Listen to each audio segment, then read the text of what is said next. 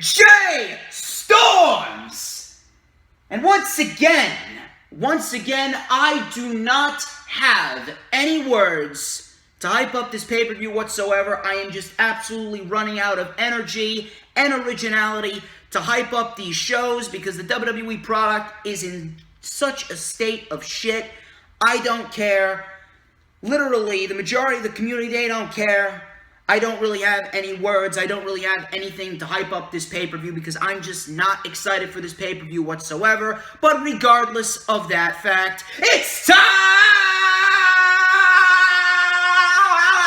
for the rundown. Thank you guys so much for tuning in to yet another video right here on YouTube.com. As of course, you already know who I am, Mr. Controversy and the operator of the best damn Twitter handle known.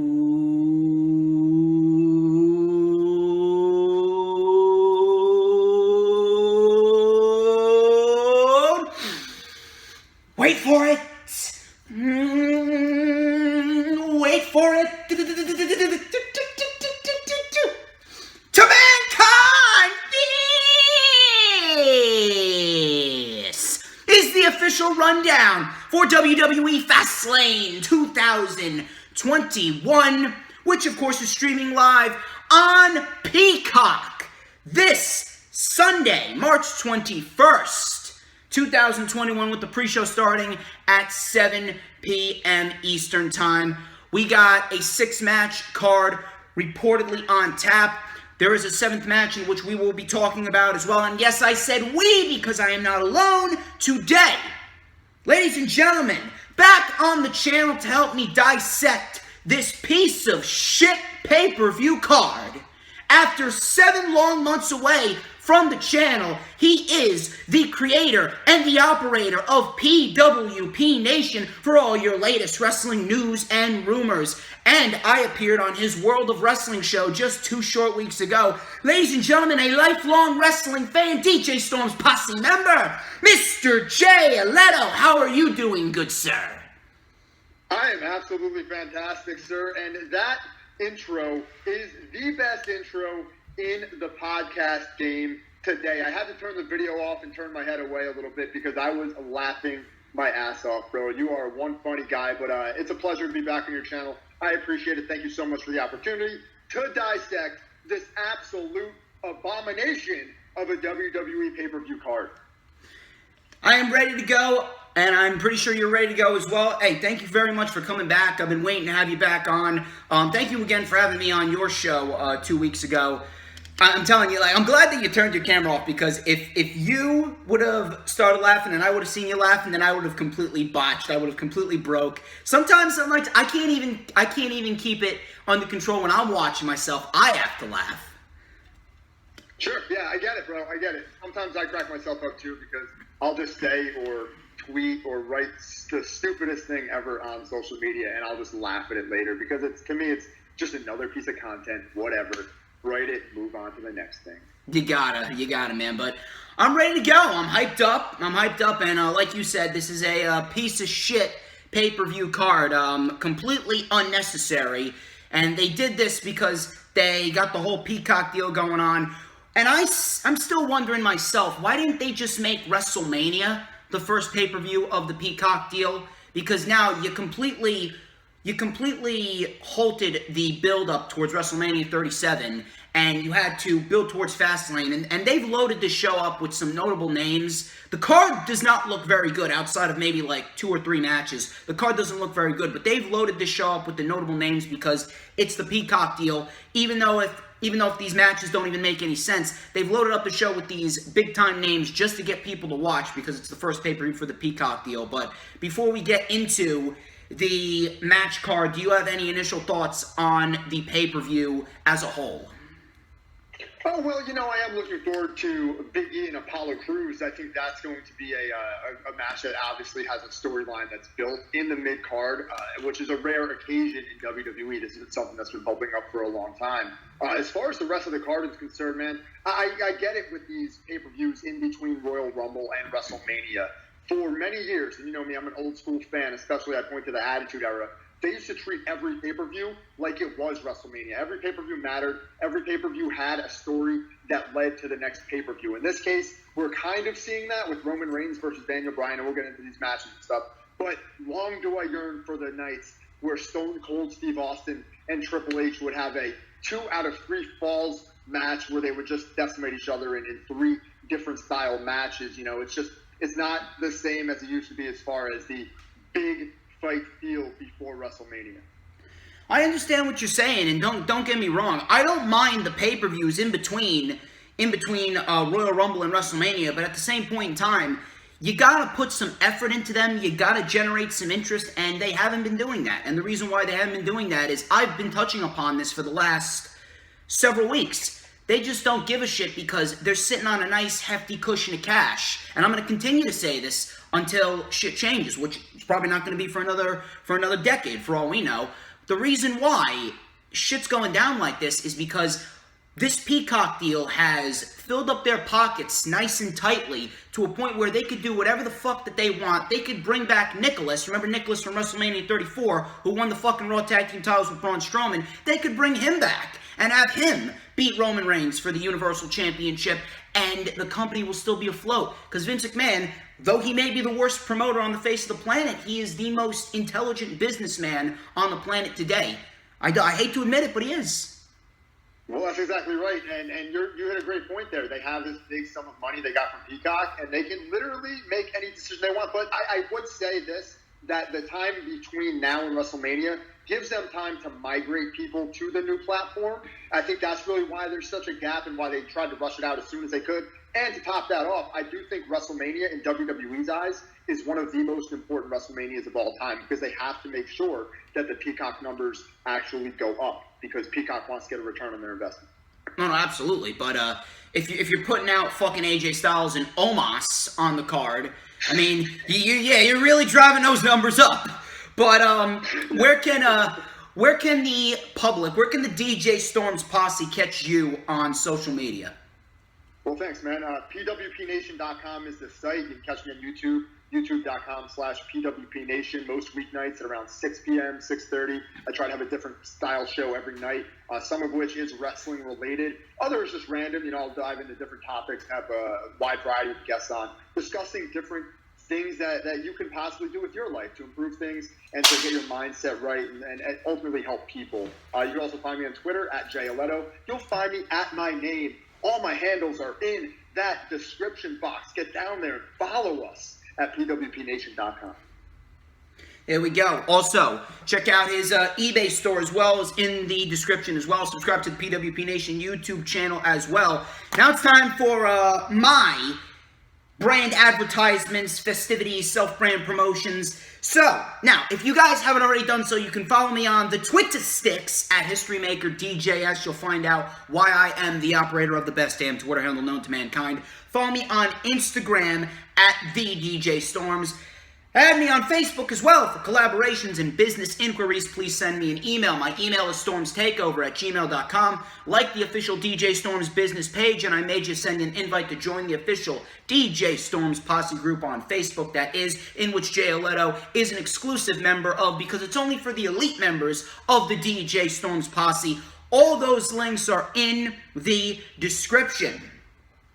We are about 9 minutes into the video, and if you haven't already liked the stream, I don't know what the fuck you're doing, because if you're not liking the stream when you're coming on in, we got a fucking problem. So, I'm gonna need y'all to scroll down with your mouses. It's not very hard. There's a little like button right down there. All you need to do is scroll down and click it, because we got goals. We got expectations to reach here on the channel. So we're gonna try and get to at least 30 likes. 30 likes is the goal. It's a reasonable goal. It's not very hard. I'm pretty sure you guys can help me reach that goal. 30 likes is the goal. So please, please, please hit that like button. And we also want to get as many people in here as possible. So I'm going to need y'all to share out the stream on all platforms of social media, whether it be Twitter, Instagram, Facebook, Pinterest, Tumblr, because we want to get everybody wants to get in this chat to talk about Fastlane. Well, not really talk about Fastlane, but everyone wants to get in the chat to talk with DJ Storms and Mr. J. Alletto. I'm talking about your mothers, your fathers, your brothers, your sisters, your aunts, your uncles, your grandparents, your cousins, your dogs, your cats, and especially your guinea pigs, because I've read multiple articles from various veterinarians that if guinea pigs watch DJ Storms, they are expected to live a long, happy, healthy, lucrative life. So if you got a guinea pig and you want him or her to live a long, happy, healthy life, get him or her in this chat, okay? Also, please keep the chat alive. Keep the chat alive. You can talk amongst yourselves, talk amongst me. Bring us your Fastlane predictions and which match you think is going to steal the show.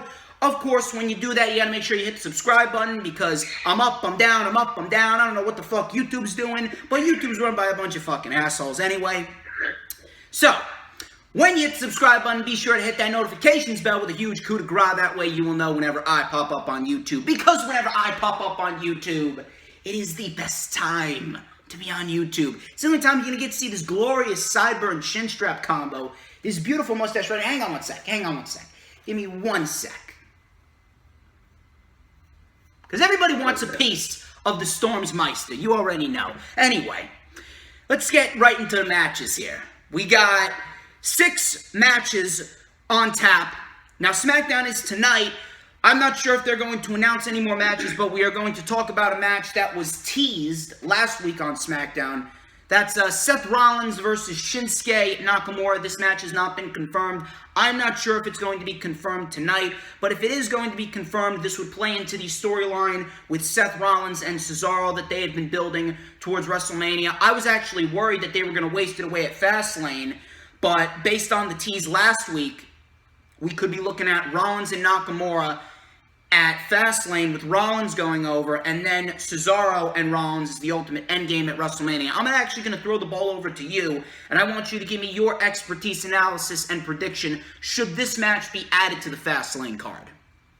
Oh, absolutely. I mean, this is a feud that's based on heat. I mean, it seems to me that Rollins and Cesaro are trading, beating the crap out of each other, and I expect a similar scenario to happen probably at Fastlane, where Cesaro tries to make his comeback and continue to build heat for this feud into WrestleMania, because they need it. I mean, let's face it, this is Cesaro's first singles match at WrestleMania, and he's going up against one of the absolute best in the world, and these two have a long history dating back to Ring of Honor, as they've kind of touched on during the storyline. So yeah, 100%, I think Rollins versus Nakamura is a no-brainer for Fastlane. I think Rollins should ultimately go over because, you know, you're heading into WrestleMania. And also they had a great match a few years ago as well, if I'm not mistaken, at Survivor Series. Yes. Where it was like a champion versus champion match. Yes. So I'm excited for the match. These are two of the absolute best wrestlers on the planet. And if they get their time at Fastlane, it could be a dark horse for the match of the night.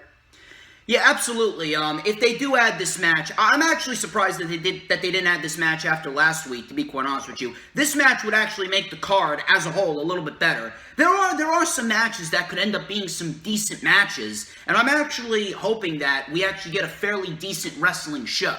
Because that's ultimately what I look for when I look for a wrestling show. I look for some decent wrestling. So if they add Rollins and Nakamura, that would absolutely enhance the show. That would absolutely make it better if given the time. You can give them 15 minutes to kick off the show.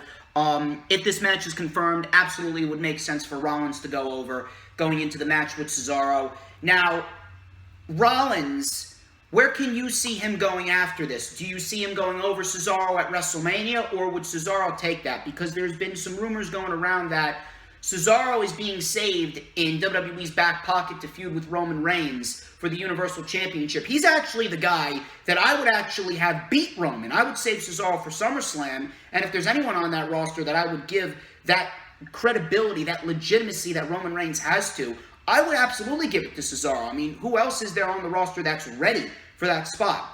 So, if anything, I personally would see Rollins going into WrestleMania, and I would have Cesaro beat Rollins at WrestleMania. I really do hope that Daniel Bryan, since he's part of the creative team on SmackDown, that he has that influence. He really has that influence over SmackDown creative, and he really does push for Cesaro to get that main event spotlight. And I do hope Cesaro does go over Rollins and eventually becomes the Universal Champion. But where can you see Rollins and or Nakamura going after this match at Fastlane, should it take place?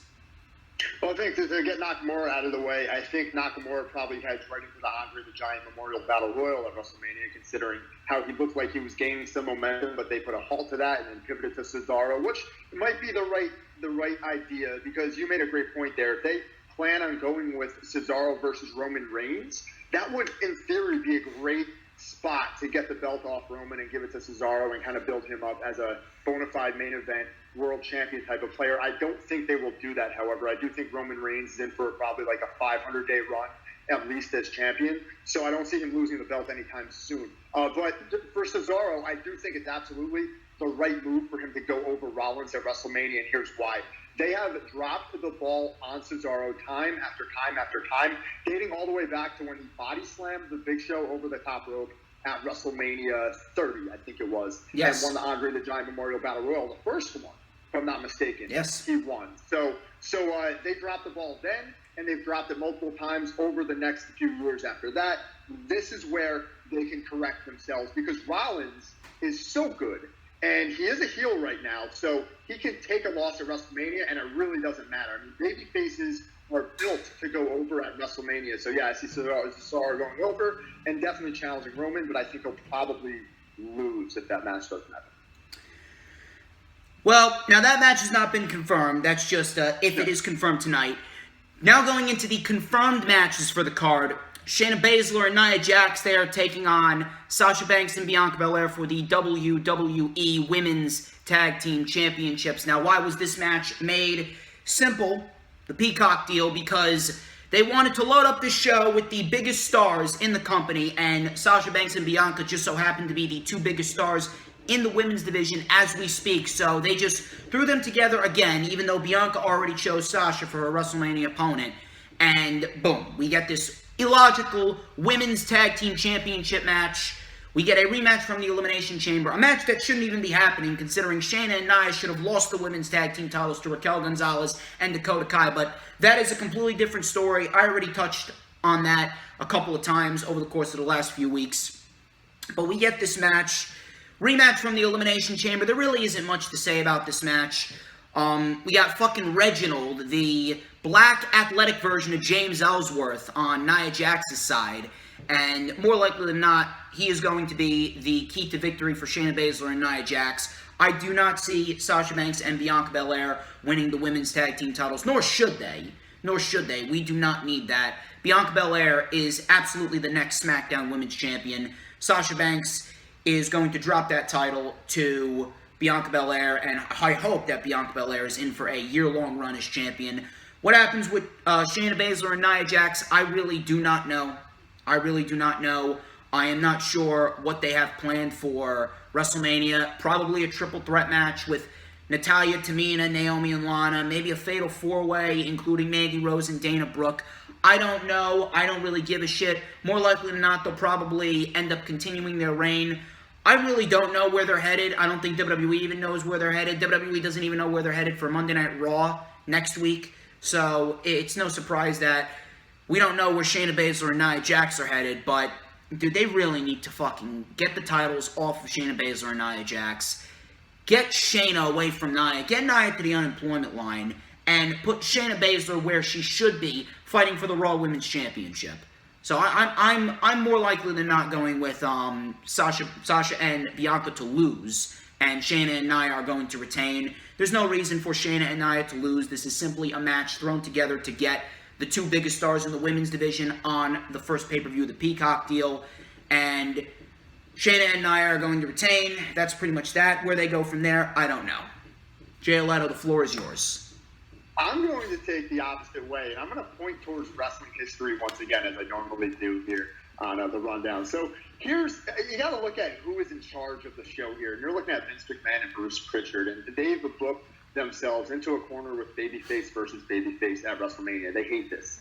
They despise this. Just believe me that Bruce and Vince both hate babyface versus babyface at WrestleMania. So this is what they do. They go back to their old tricks. They've done this time and time again. They did it with Hogan and Warrior. They did it with Austin and The Rock. They did it with Shawn Michaels and John Cena. They've done it time and time again. So here's where we have a tag team match where the two people who are fighting for the world title at WrestleMania are fighting for the tag team championships. They can pour gasoline on this feud by having them win the tag team titles at Fastlane and then drop them back to Nia Jax and Shayna Baszler in a rematch on SmackDown. Because what you'll then do is you'll create that big crack between the tag team. You force them to work together. They become champions. I bet you Bianca Belair gets the finish to continue building her momentum into WrestleMania. Reginald will cause some kind of distraction to allow that to happen. They'll blame Reginald, and they should write that guy off of TV until after WrestleMania, because what purpose does he serve? I think he's talented as charisma, obviously. I don't know what his long-term capabilities are. I don't really know where he came from or if he's even a professional wrestler. I assume he is. Yeah, I believe he is. Yeah, so I assume they'll have something to do for him later on, but they should probably pivot away from this, write him off. I'm going to take Sasha Banks, Bianca Belair, with Bianca getting pinned due to a Reginald screw-up.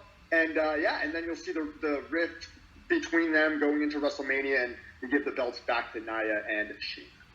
You know, they could pour gasoline on this feud without giving the titles to Sasha and Bianca. And if that's what they're looking to do, if they're looking to pour gasoline on this feud and make it into a heel versus babyface dynamic, then, you know, nothing's really stopping them from having Shayna and Nia retain, and then Sasha more likely not is going to turn heel, because Bianca's been getting in her face saying, you know, I told you to get rid of Reginald, and I fucking hate that they're using Reginald as the spark to ignite the tension between Sasha and Bianca. It's like the same bullshit that we saw with the Moxley-Styles feud for the WWE title back in 2016 with fucking James Ellsworth. And James Ellsworth, he was the fucking spark that sparked up the tension with Moxley and Styles. Fucking terrible.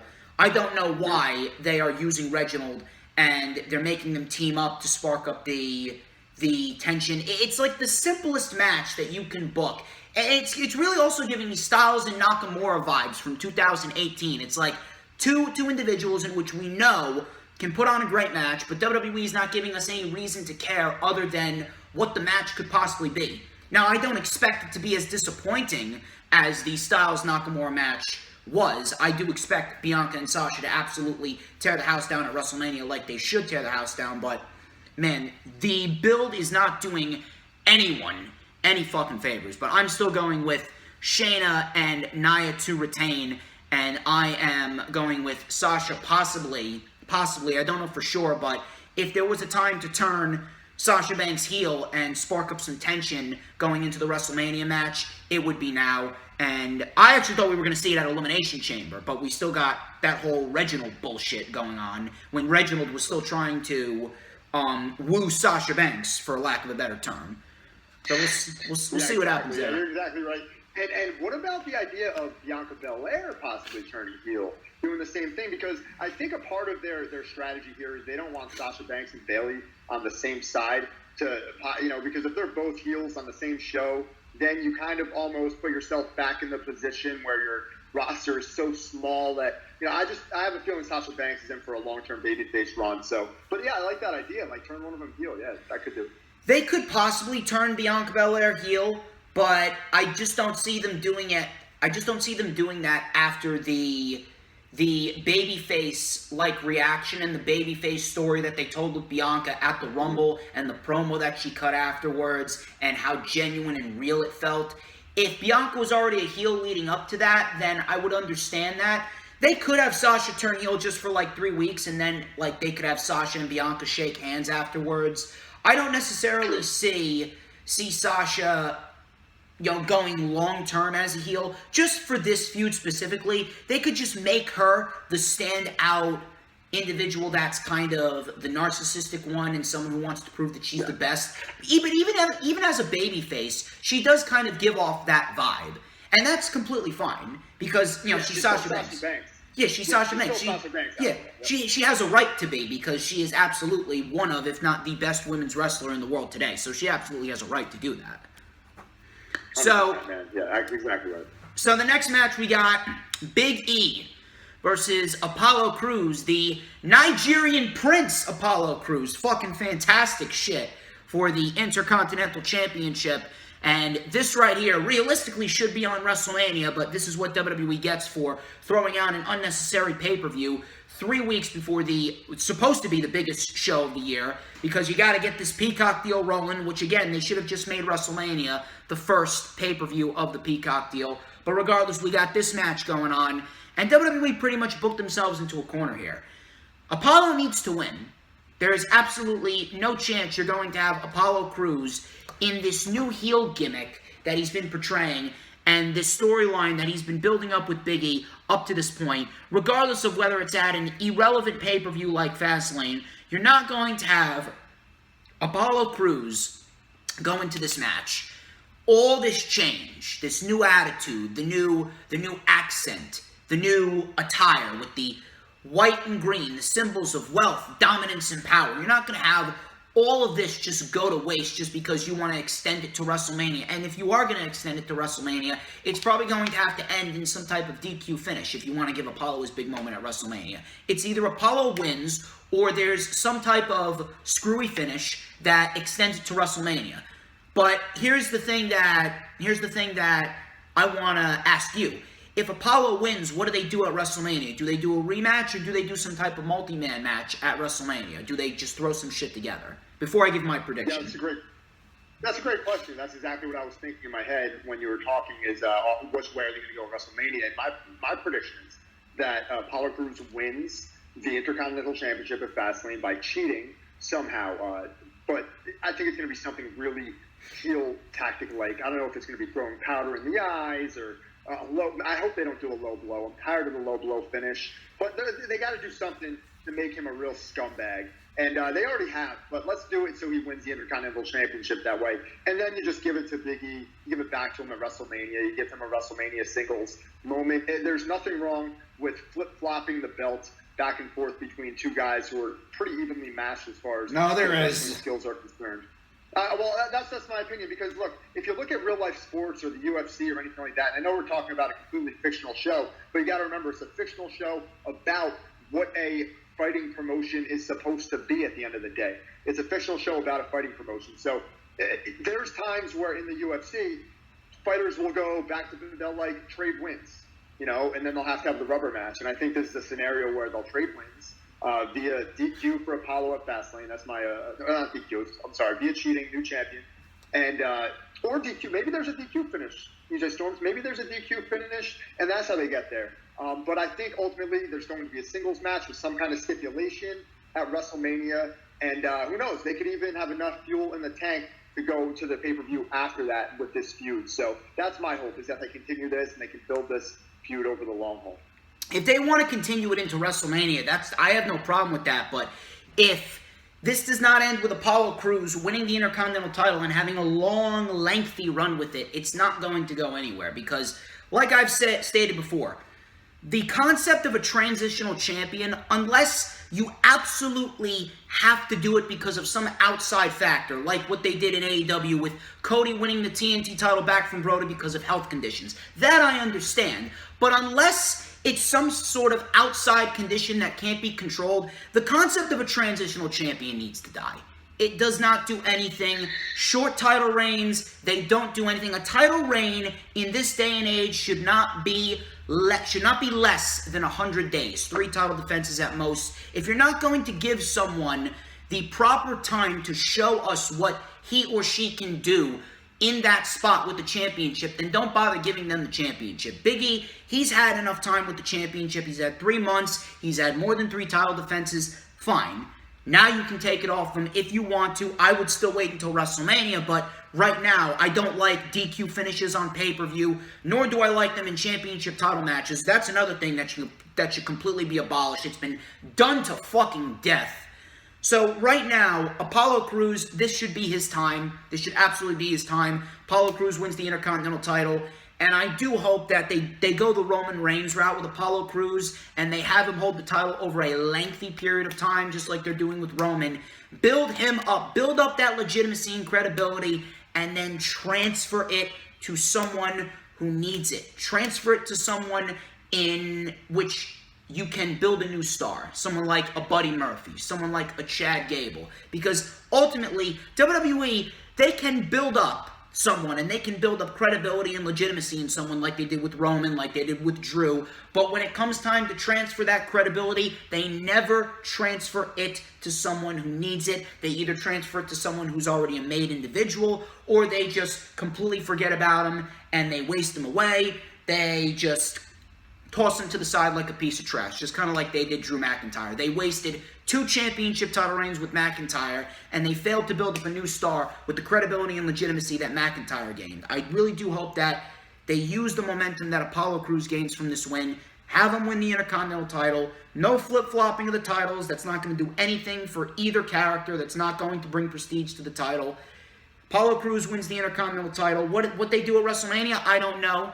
But I can absolutely see a DQ finish as well, some type of DQ finish. I don't think Apollo wins by cheating because he hasn't necessarily been winning by cheating over the course of the last few weeks. They've actually booked him as a legit heel that can win on his own without any bullshit tactics. So I could definitely see Apollo winning, but something tells me, something in my gut tells me that we may get a DQ finish just to extend it to WrestleMania, and that's when they're going to give Apollo Crews his big win. Big E will be over 100 days as Intercontinental Champion by then, so it would be completely fair if they want to take the title off of Big E. Where does Big E go from there? I don't really know. I do feel as though Big E is going to be in WWE's back pocket for a potential Royal Rumble win in 2022, and if they want to, I would absolutely do Big E versus Cesaro at WrestleMania 38 for the Universal Championship. I think that would be a great Universal Championship title match. Big E, obviously, we know is not ready for the Universal Championship right now. So I think that this feud with Apollo combined with a year's worth of growth is really going to help Big E possibly move forth up into that upper mid-card to main event scene that we all know that he can reach, but he's not necessarily there yet. He's got plenty of time, but where can you see Big E going after this? You read my mind with that question, because that was actually going to be my rebut to you, was where does Big E go next after that? And I actually think, and first of all, I just want to say, I told you what they do with Drew McIntyre, right? They get the belt off and give it to Randy Orton, and they give it back to Drew, because they're trying to get I told you they would do it. I told you they would do it, though, and that's... You did. I'm actually pissed off that you were right. Yeah, and that's what they do, man. They want to build up those total amount of title reigns. They do this time and time again. You have to remember, we're dealing with the same psychopaths who have been running this company for the past 50 years.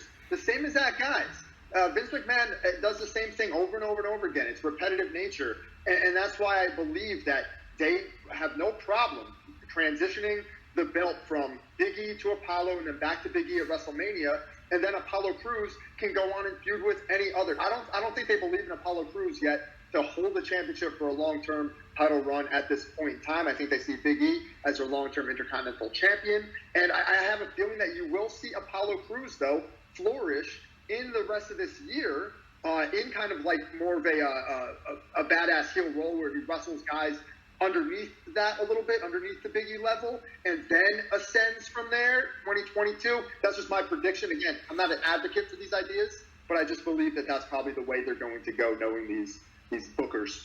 If they want to, after this run by Apollo Crews as Intercontinental Champion, Apollo Crews, if he keeps up this heel work, he could potentially be a top-tier heel by the end of 2022, possibly on the Roman Reigns level, if they want to take it up. If they want to take it up to that level. If they want to go that far with it, he could very well be on Roman Reigns' level. If they want to introduce some more people into his act, possibly introduce someone like, who else? Maybe some type of heels. Maybe you could bring up the heels from NXT. Maybe you could turn the Street Profits heel. I don't know what they do with the Street Profits, but Street Profits, they can be a little stale at times, but if you want to, you could turn the Street Profits heel. You can align them with Apollo Crews. Totally. And one more thing on Apollo Crews before we move on is that this is a character that he's used to. He is used to this style of character because this is what he did on the independent scene. Not a lot of people know that. He used to be Yuhan Nation on the Indies, and this was his character. So this is going to be a situation where he is going to actually flourish and not seem awkward out there because let's face it, bro, he's a phenomenal wrestler. Like, no doubt about that. But he's been awkward as all hell as an on-camera character for a long time now. He's finally not looking awkward out there. That's because they overly script the guy. They overly script everybody. Yep. Literally, 100%. no one is allowed to go out there and do what they do on their own, minus Roman Reigns, because that's all Roman and Paul Heyman. Yeah. But outside of them, everyone just sounds like fucking robots. So that's not necessarily his fault. That's not necessarily his fault, but you're absolutely right with that assessment. But we're Apollo Crews across the board here, right? Yeah, but Apollo Crews, I think he goes over and wins the IC title in a nefarious way, and then he ends up dropping it back to Big E in some kind of stipulation match, so Big E gets a big WrestleMania moment, and then after that, maybe they have a rematch at the next pay-per-view, Big E wins again, and then Apollo can continue to build himself up and be a real threat next year.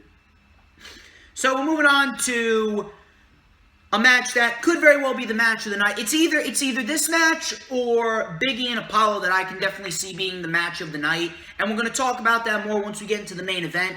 Because the main event, for some reason, I don't know. I see the main event being a little bit more of an angle than an actual match. Only because of the stipulation that they added. But we'll talk about that. But in terms of match of the night, in terms of work rate, it's either going to be Big E and Apollo or this match. Drew McIntyre versus Sheamus. I'm actually shocked that they did not make it a last man standing match. And to be quite honest, if they did, it probably would have enhanced the pay-per-view just a little bit more.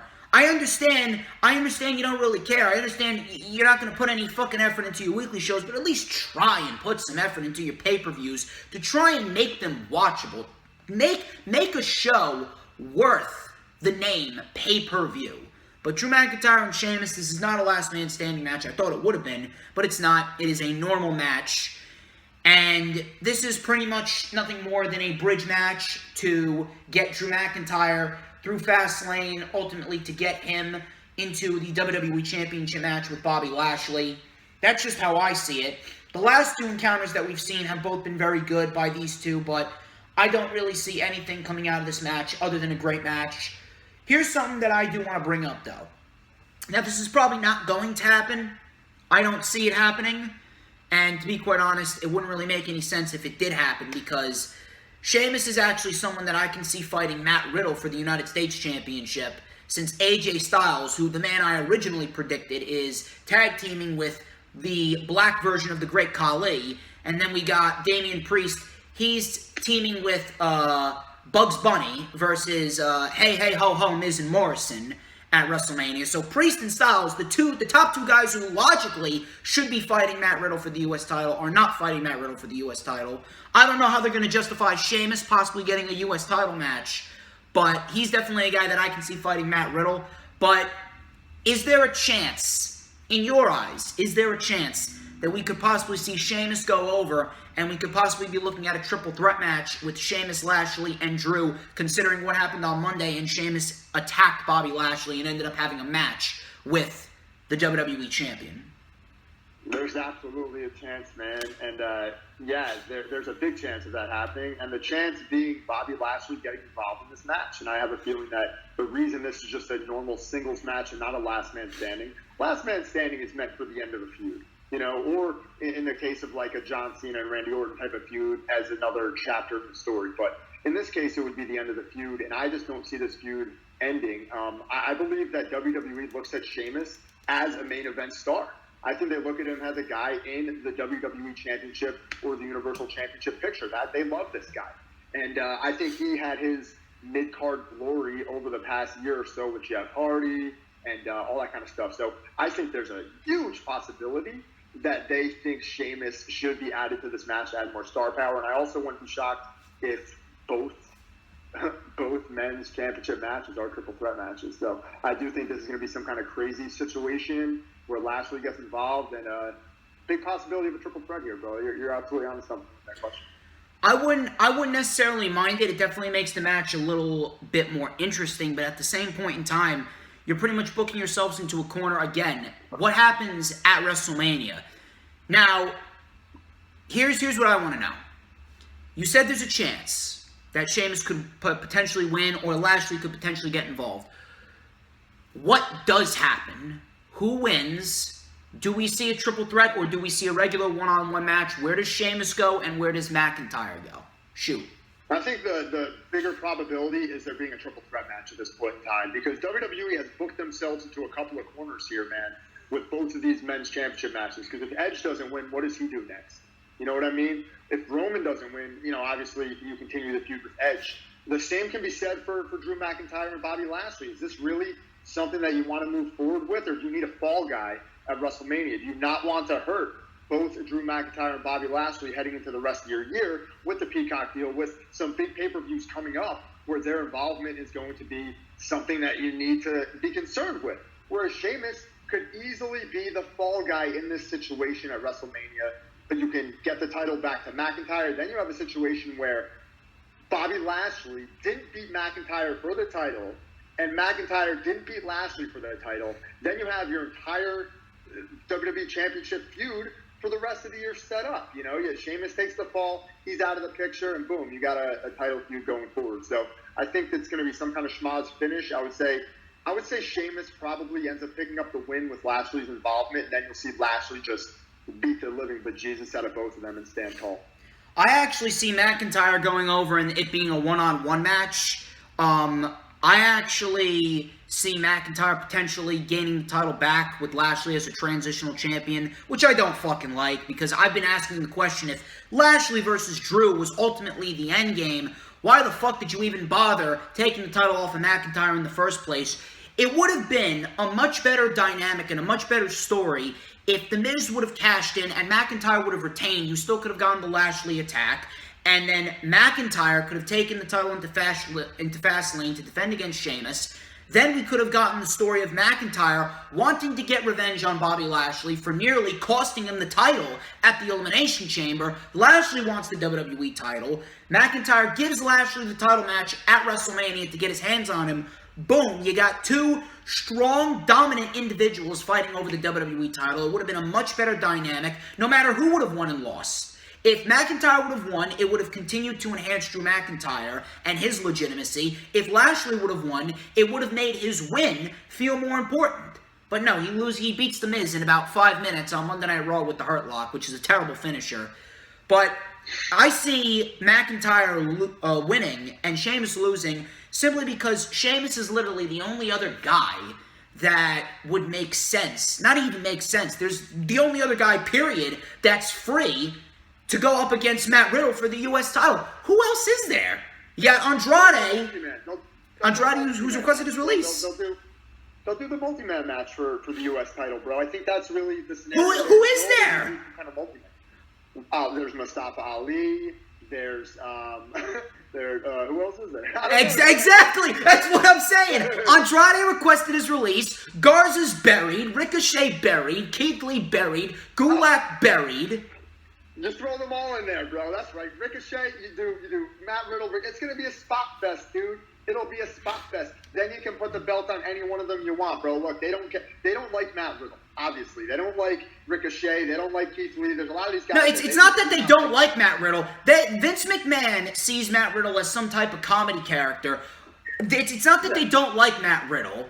It's that they just have no plans for him as the U.S. champion. Yeah. Matt Riddle's the U.S. champion for two reasons. Number one, because they gave up on Keith Lee. And number two, because Lashley was legitimately the only other guy built up on Raw since they were going to go forth with Edge and Roman, which was the wrong creative move. They went forth with Edge and Roman, and they had nobody but Lashley for Drew McIntyre. So they went forth with him by taking the title off of him without him being pinned, and they gave the title to Riddle. They had no plans for the guy.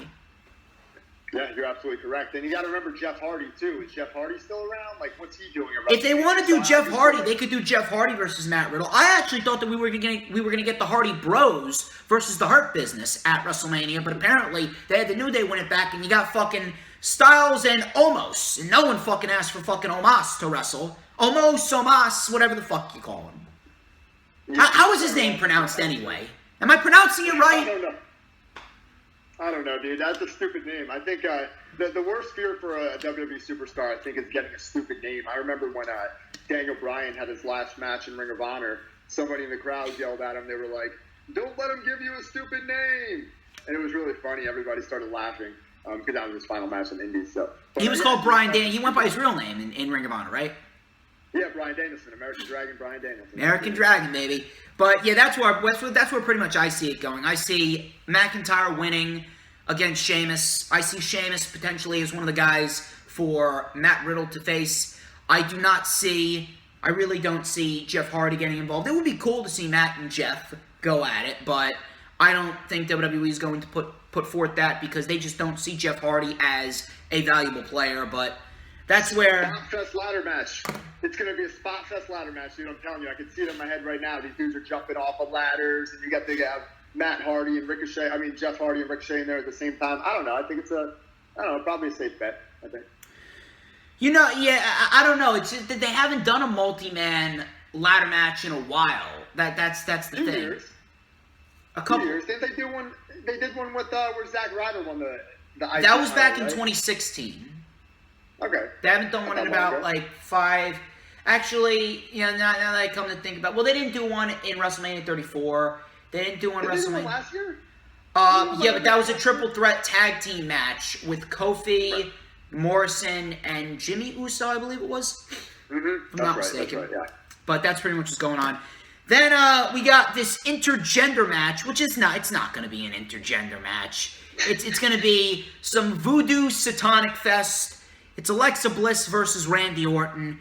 I don't know why the fuck this is on the card. Well, actually, I do know why the fuck this is on the card because they still think that people want to see this voodoo satanic bullshit. It's just repetitive garbage. Randy Orton throws up black goo like what fucking Billy Madison said. Goo. It's bullshit, dude. He's throwing up black crap.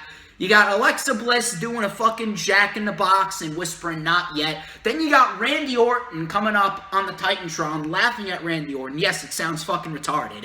Then you got the post. You got cane fire going out from the post.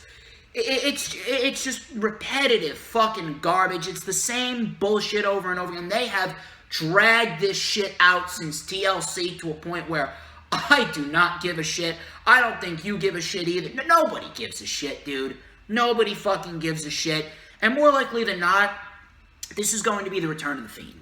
This is going to be, they're putting this on the show because this is going to be the return to the Fiend because of the Peacock deal, and they want to get all these big stars. Here comes the Fiend. Here comes Bray Wyatt with whatever new fucking gimmick that he's got, and we'll get some type of Firefly Funhouse match at WrestleMania because the last few matches that Orton and Wyatt have had in the ring have been completely fucking boring, especially that match at WrestleMania 33, which was highly disappointing. I was actually expecting a lot more, but it's going to be some type of Firefly Funhouse match, some type of cinematic match. I don't want to see it, but it's probably the best bet for Randy Orton and Bray Wyatt. I don't give a shit. I'm not sure how the Fiend returns. Like, Bray Wyatt, for all we know, he could probably come out in a life-size fucking Jack in the Box because Alexa Bliss has been winding up this Jack in the Box. I don't know where Orton or Wyatt goes after WrestleMania, but I got a bad thought in the back of my mind. We could potentially see fucking McIntyre win the WWE title back for a third time. No one's gonna fucking care. And Vince McMahon's like, oh, how can we make people care? And then John Laurinaitis, he's the executive vice president of talent relations, another yes man. He's gonna be like, oh, I know, Vince. How about we take Bray Wyatt, have him beat Randy Orton, and have him go up against McIntyre at the next pay-per-view in the good name of People Power. You know it's going to happen. You know it's going to happen. Yeah, and I'm going to pivot back to, again, I think this is a theme here. We got Vince and Bruce in charge, and we've got black goo being coughed up by Randy Orton. This seems like a case where, you look at Randy Orton and Bray Wyatt, and these are two creative guys. These are two men who are actual men's men, if you get what I'm saying. Right? Yeah, I feel you. They're guys who they care about their craft. Not as manly as William Regal. He's a man. Yeah, exactly. Such a man. So good it's bad. Or so bad it's good. Good it's bad. That's a first. That's what WWE's doing to us, people. It's so good it's bad. That's right. That's what they say, probably. But anyway, I think this is a scenario where Randy Orton and Bray Wyatt probably came up with a really cool storyline, something really awesome they were going to do together. They probably sat down and killed a few beers and maybe smoked some of the green and just relaxed a little bit and said, this is what we should do. And then they took it to Vince and Bruce, and Vince and Bruce absolutely annihilated it with their vision of black goo and a Jack in the Box and a bunch of Looney Tunes bullshit that they've been doing for, again, 50 years. So what we're seeing here is a return to the norm. You're exactly right. The Fiend is going to come back. I'm cool with that. I like the Fiend. I'm a Bray Wyatt fan. I do love his long-term potential as a character and as a wrestler, especially since I'm a wrestling historian. I think he's got the makings of being like a legend in the business and having this long, drawn-out story. However, this is how they're going to do it. They're going to do it with all this voodoo bullshit, like you said, satanic, Illuminati, hidden message stuff. This is stuff that my third eye is open, DJ Storms. My third eye is wide open. And when I watch this Fiend, this freaking Fiend angle from the beginning, like, you see lots of hidden messaging in the entire freaking story leading up to this moment. So, yeah, I think your entire prediction is exactly right. So, other than pointing out the fact that I believe Bray Wyatt and Randy Orton had an awesome storyline in mind, and it turned out to be the shits, other than that, I think you're pretty much on point. No. I'm actually going to agree with you there. Like, they're two very creative guys, but again, the WWE booking has done them no favors. I mean, after fucking Bray Wyatt lost to Goldberg in 3 minutes, you mentioned the fucking Looney Tunes. You know what I have playing in my head when you mentioned that? You remember that one episode of Looney Tunes where fucking Bugs Bunny goes to the vampire's castle and he's reading from the spell book and he keeps on saying abracadabra and hocus pocus and the vampire keeps on turning back from a bat into like a human being again? That's all I fucking see. That's all I fucking see. You know they're gonna recreate that. They're gonna have fucking Randy Orton in the back with Bray Wyatt behind him reading a fucking spell book, and Bray Wyatt's gonna turn from Mr. Rogers to the Eater of Worlds to fucking a Jack in the Box to the Fiend. You know what's gonna happen. Oh, that's all I'm waiting for. The reason I said Looney Tunes specifically is because Bruce Pritchard has gotten on record to say that Vince McMahon, he lives in such a tight bubble that he still thinks the Looney Tunes are like what the kids watch. He still thinks like that's the cartoon the kids watch. Holy shit, the guy's fucking senile if I've ever heard of it. Yeah, like in the 90s and stuff, in the 2000s, that's the bubble that he lives in. The guy lives in that bubble, so that's what he thinks is cool. So, are we even going to get a legitimate match with the bell ringing, or do you think that it's just going to be the Fiend returning? Yeah, they'll do a match, bro. They'll have the bell ring. They'll both be in the ring. They'll have Todd Phillips or whatever make some kind of comments. Todd Phillips. Whatever. I don't know, man. He's another generic WWE announcer guy. But anyway, he's good. He's good when he's not overly scripted. Like, that's the thing. A lot of these guys can actually fucking commentate. Tom Phillips, he can actually fucking commentate. Michael Cole can actually commentate when they're not overly scripted. Even Samoa Joe doesn't sound good on commentary, and he's a great talker. Yeah, you're right. But isn't he the guy who would like ask the girl that if he could like face fuck her? Yeah, that guy. That was him. That was the guy. Yeah. That guy. Okay. It became like a whole meme on Twitter with the face, like that face. It became a whole ass meme. Trust me, we're gonna be laughing about this next match because this next match, like, that's all we can do. All we can do is laugh at how fucking bad this shit is. Let's do it. All right. Hang on one sec.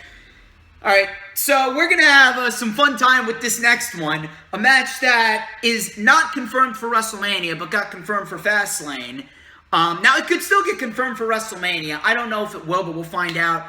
We got Braun Strowman, Strowman Express, versus, shuck and jive shadowboxing Shane McMahon, who dumped green slime on Braun Strowman on Monday. I'm not sure if I was watching Monday Night Raw or the fucking Kids' Choice Awards, Nickelodeon's worldwide day of play, sliding down a slime slide, whatever the hell you want to call it. But, someone actually did a meme where they photoshopped the Hulk. They photoshopped the Hulk onto WWE television, and the green slime was supposed to represent Hulk's jizz. I kid you not. Dude, I kid you not. If I can find it, I will send it to you. Oh god, that's hilarious, dude. If that does not tell you what this feud actually means and the importance of this feud. I don't know what does, but man, and another thing, dude, they're trying to make Shane the heel in this. They're trying to make Shane the heel, but after all this stupid shit that Braun Strowman's done over the years, Shane is looking like the biggest fucking babyface on Raw. Dude, I told you, man, Looney Tunes, bro. That's what they do. It's Looney Tunes, bro. It's Nickelodeon. That's what they're doing, man. Dude, Braun Strowman was ragging on Shane about mumbling and fumbling over his lines, but didn't he mumble and fumble over his lines in a promo with Brock Lesnar just 2 years ago? Mm-hmm, of course. I'll tell you, Shane, I'm Braun Strowman. I'm a dirty, fat retard. Like, what Braun Strowman is a big pad for Shane McMahon to jump off something high at WrestleMania, and that's all he is. He's a stunt. He's a, what do you call that? A stunt double? Not yeah. A stunt double. A crash test dummy. Crash test dummy. I'm a big fucking crash test dummy. You got the dummy part right. Yeah. You got the dummy part right. You know that I could snap your neck like a twig. Yeah. By the way, I don't really mind Braun Strowman that much. I'm just like busting his balls. He's terrible. He's terrible, dude. I'm just kidding. I'm just kidding about Braun Strowman. I please don't kill me, sir. Yeah, right. Like he's gonna care. Well, you know, he actually does care. He's a softie. But with all the stupid stuff that he did over the years, with mumbling and fumbling over his lines, and then he got involved with fucking Colin Jost and Michael K. or Michael Che, SNL actors at WrestleMania and the Andre the Giant Memorial Battle Royal, and then he pretty much told independent wrestlers not to be poor. I mean, how can you fucking boo Shane McMahon saying that the apple didn't fall too far from the stupid tree? And matter of fact, it hit every branch on the way down. How can you boo Shane McMahon after saying that? Stupid is as stupid does. We're literally watching Nickelodeon. And on top of that, I'm not sure if you popped for this, but I popped for this for all the wrong reasons.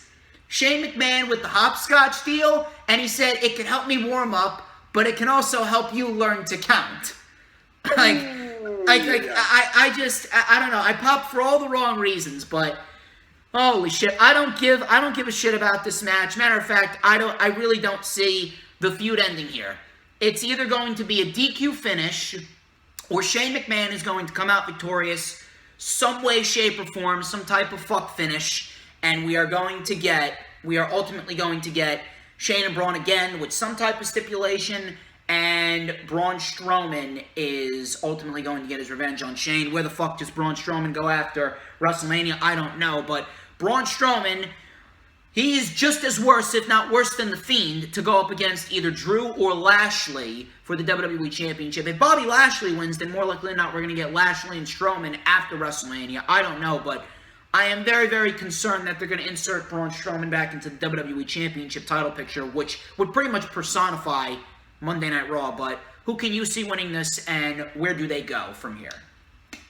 Well, I think somehow it's going to culminate in a WrestleMania match, obviously. But, yeah, I think Shane McMahon does something nefarious. Don't forget about that monster guy that Shane McMahon used to bring around.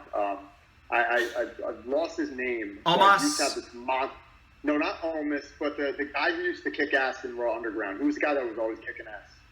Dabba-Kato. But Dabba-Kato. I think he's ultimately going to be the beneficiary of a push here. I think he's going to be the reason why Shane McMahon is able to jump off of a large structure at WrestleMania to jump on the Braun Strowman. So I do believe that this entire program is designed to introduce Dabba-Kato and have him absolutely kill Braun Strowman, which will ultimately bring Braun Strowman back later on for his revenge, yada, yada, yada. So I think it's ultimately a hero story for Braun Strowman, but Shane McMahon will get all that heat to reintroduce Baba Tunde to the world. Baba Tunde. Interesting. I don't know. I want to give Dabba-Kato, a.k.a. Baba Tunde, a chance, but Baba Tunde, what's his name again? What's his name on Raw? Is it Baba Tunde? No. Baba Tunde was his name on NXT. He's Dabba-Kato now. Same guy though, right? Yeah, same guy. Okay. Same guy. He actually never made it on NXT television. He was always at the house shows. If you can believe it. Yeah. But yeah, that was a lot of guys. Braun Strowman too. Braun Strowman was another guy who was in NXT developmental. He was never on TV. He was actually a Rosebud when Adam Rose was doing his gimmick. A lot of people were rosebuds. It was him, Simon Gotch, Zelina Vega, Becky Lynch. Who else? I think Carmella was one at one point. Yeah. Kalisto was one at one point. A lot of people were fucking rosebuds. When I look back on it. I think a bunch of them. Tyler Breeze, I believe, even Xavier Woods might have been at one point. A lot of them were. Yeah, it was like it was one of those things that you just get people on TV. Here's the extras. Yeah, go out there and be rosebuds. But yeah, I think ultimately we'll see Dalbercato be introduced because again, like you said, what's next for Braun, and that's what's next, Mike. So. Is Shane McMahon winning, or do we see a DQ? I think that somehow Shane's winning. Yeah, I'd say Shane's going to win somehow because you have to have a reason to get to WrestleMania, right? So if Braun Strowman annihilates him at Fastlane, I mean, what's your reason to get to WrestleMania? So I think we'll see some kind of screwy thing happen here, and Shane ends up winning. Who knows? Maybe they'll pull like a big angle or something out of it. Something like that. Braun Strowman tips over a big car or something. I don't know. They'll probably pull it. He'll tip over something because, that's what Braun Strowman does. And then, he'll probably... Braun Strowman... You know what Braun Strowman is? He's what happens when the snotty boy from Barnyard grows up. That's called cow tipping. You remember? Now it's Braun Strowman. That's called car tipping. Ha, ha, ha. There you go. And then you got John Laurinaitis. This is a great idea, Vince. I'm so happy you decided to rehire me. Anyway. Bro, you're hitting the nail on the head with this, the way it goes backstage. That's exactly it, bro. And I've talked to people about Braun Strowman. There was a lot of people who thought Braun Strowman was a pain in the ass, that people didn't like him backstage. Apparently, he's the nicest, sweetest guy, and he's not a pain in the ass and works really hard. But he's just not. And we know this is. He's not good. He's not a world champion. He's not a wrestler. He's not a good wrestler. Period. Trust me, I got plenty more jokes about John Laurinaitis. Trust me on that. Before we move on, here's one last John Laurinaitis joke. My name is Mr. John Laurinaitis. I am the Executive Vice President of Talent Relations, and while Bruce Pritchard has the distinct honor of tickling Vince McMahon's left testicle, I have the distinct pleasure of tickling his right. And as always, I do it all in the good name of people power. Anyway, main event. Daniel Bryan versus Roman Reigns for the WWE Universal Championship with Edge or Jey Uso as the special enforcer. Now, I actually think that this match was going to be the match of the night, but then they're going to add an enforcer. I think that now this match is going to be more of an angle. We could still get some good in-ring work, but I feel as though it's going to be more of an angle to get Daniel Bryan into the WrestleMania match some way, somehow. Either way, no matter what happens, whether it's a triple threat match or whether it's a one-on-one match with Edge and Roman should not be losing. Roman should not lose. It should be a straightforward victory for Roman Reigns no matter what happens. We don't need Edge to win the title. We don't need Bryan to win the title. He's already a made man. It would be cool if they do continue the story with Bryan and Roman. I actually don't mind them doing that. Matter of fact, that's probably the best route to go. If anything, somehow, some way, Edge, he's going to be the enforcer. I think Edge is going to beat Jey Uso tonight. Edge is going to be the enforcer. And we do get some type of shenanigans, which leads into Daniel Bryan getting the matchup at WrestleMania. Edge is going to be the one pinned. And where does Edge go from here? There's a story that they have yet to tell. Now, I would have waited. I personally would have waited until WrestleMania 38 to tell the story because I thought that they were going to go forth with Edge and McIntyre, and then Edge would have gone on to face Adam Cole at SummerSlam. But considering Edge may be on SmackDown for the foreseeable future, I can definitely see Edge versus Seth Rollins at SummerSlam. That's a match that definitely has some long-term history behind it.